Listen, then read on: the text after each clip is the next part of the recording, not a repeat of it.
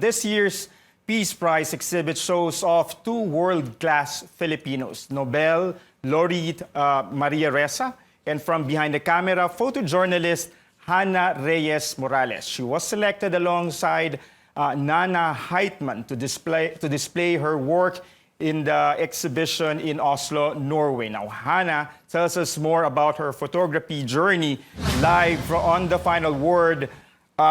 Good evening from Manila. Good afternoon there in Norway. Hannah, there is no question about how impressive your body of work is. You are yourself an award-winning photojournalist, having worked for Nat Geo and the New York Times. But what were your thoughts when the Nobel Peace Center reached out to you to be part of this exhibition?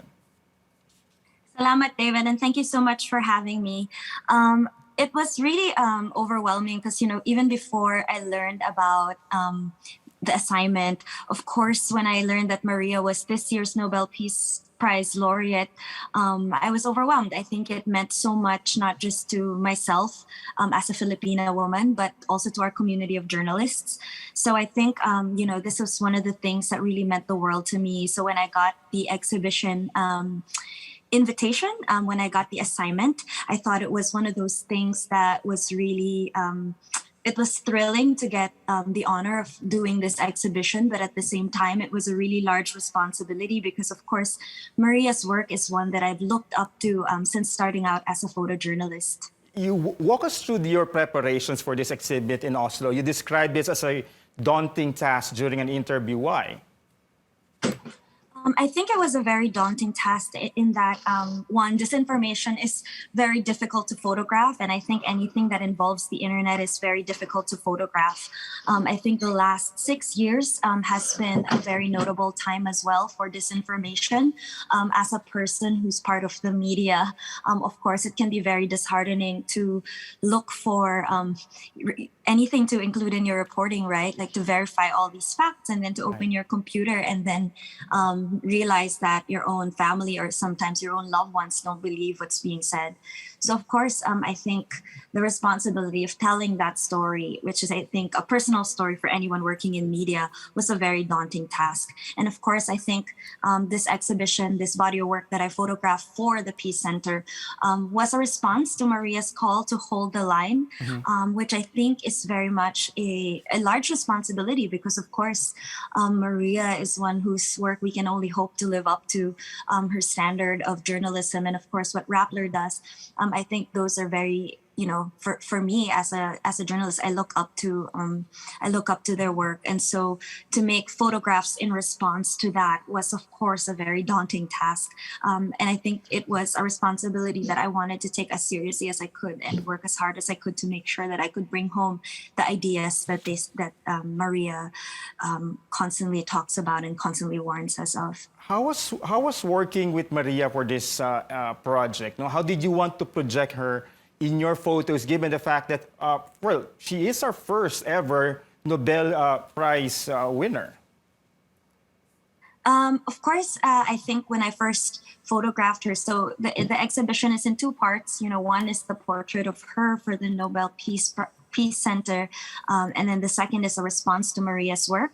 So when I had to take her portrait, I think it wasn't really so much just about making the best portrait that I could, but it was really an act of gratitude for me. I wanted to be able to thank her personally, of course, for the work that she does and the work that she does to pave the way for other Filipina journalists.